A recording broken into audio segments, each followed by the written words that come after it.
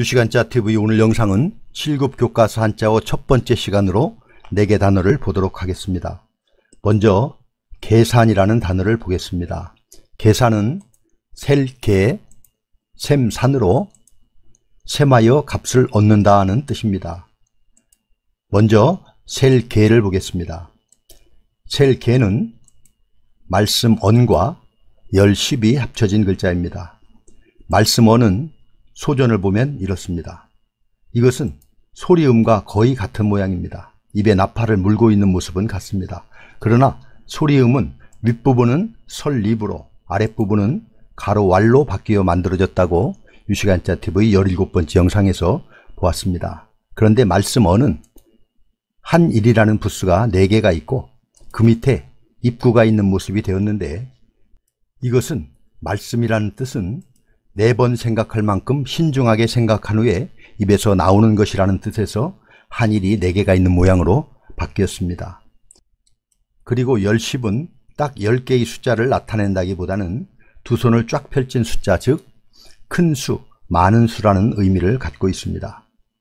그래서 셀개는 많은 숫자를 이야기하다라는 의미로 숫자를 세다, 헤아리다 라는 의미를 가지고 있습니다. 다음으로 셈산을 보겠습니다.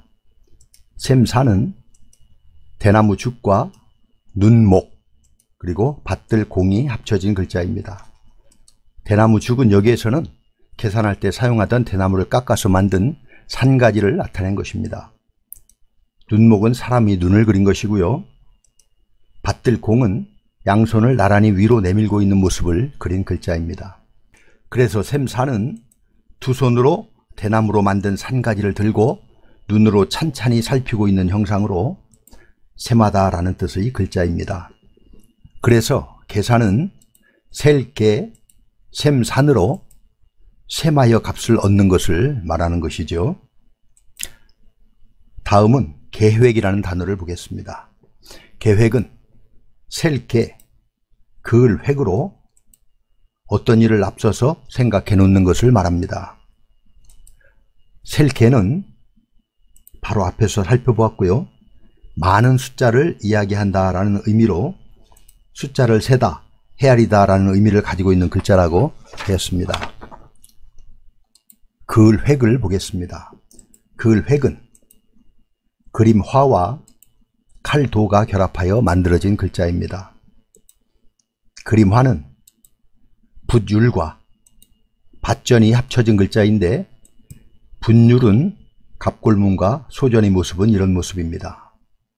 손에 붓을 쥐고 있는 모습입니다. 붓의 아래쪽에는 붓의 털을 3가닥으로 그렸습니다.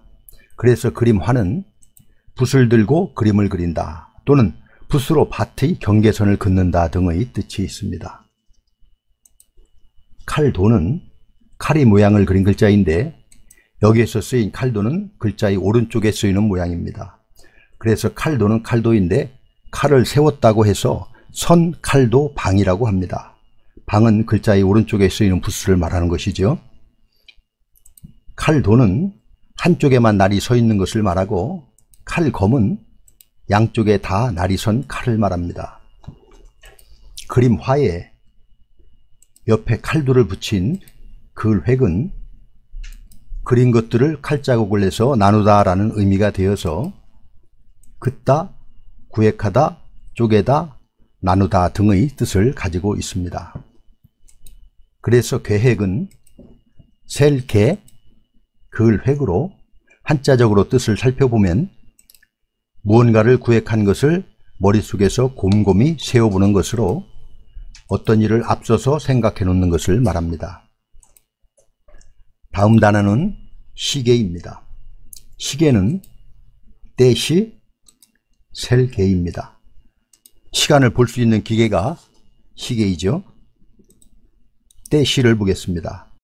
때시는 태양을 뜻하는 날일과 때시의 음을 나타내는 관청시가 결합된 글자입니다. 관청시는 우리가 흔히 절사로 더 많이 알고 있는 글자이죠. 이와 같이 뜻을 나타내는 글자와 소리를 나타내는 글자가 결합하여 새로운 뜻과 소리를 가진 글자를 만들어내는 것을 형성자라고 합니다. 형은 모양형, 성은 소리 성이니까 모양과 뜻을 나타내는 글자와 소리를 나타내는 글자가 모여서 만들어진 글자라는 뜻이죠. 한자에는 여러 가지 생성 원리가 있는데 그 중에서 형성자가 전체 한자의 97%가 됩니다. 그러니까 한자의 급수가 올라갈수록 형성자가 점점 많아질 수밖에 없겠죠. 그러나 형성자는 우리 한국 사람에게는 매우 유익한 면이 많은데요.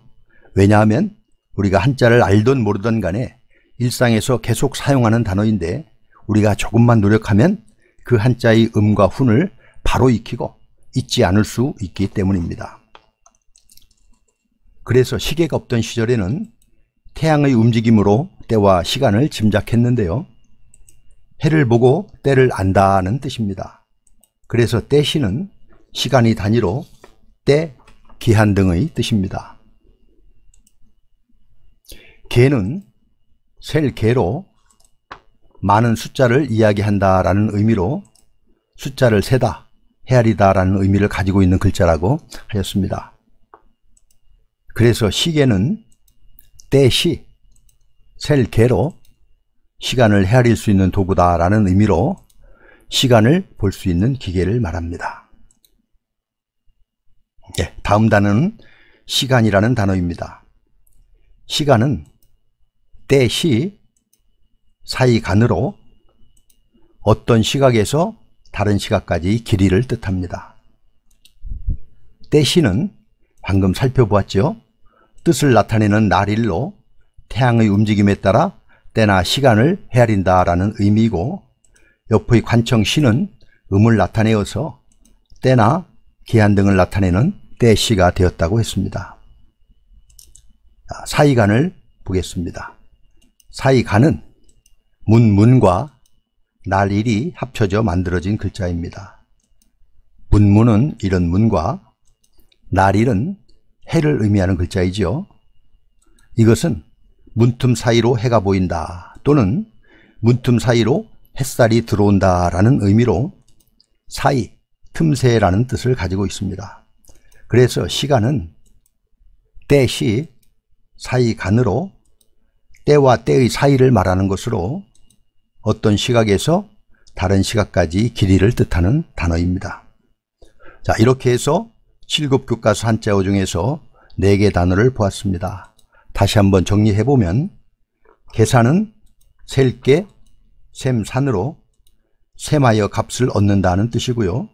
계획은 셀게, 그을 획으로 어떤 일을 앞서서 생각해 놓는 것을, 시계는 때시, 셀개로서 시간을 볼 수 있는 기계를 말하며 시간은 때시, 사이간으로 어떤 시각에서 다른 시각까지 길이라는 뜻입니다.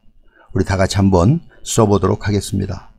다음 시간에는 계속해서 7급 교과서 한자어를 보도록 하겠습니다. 감사합니다.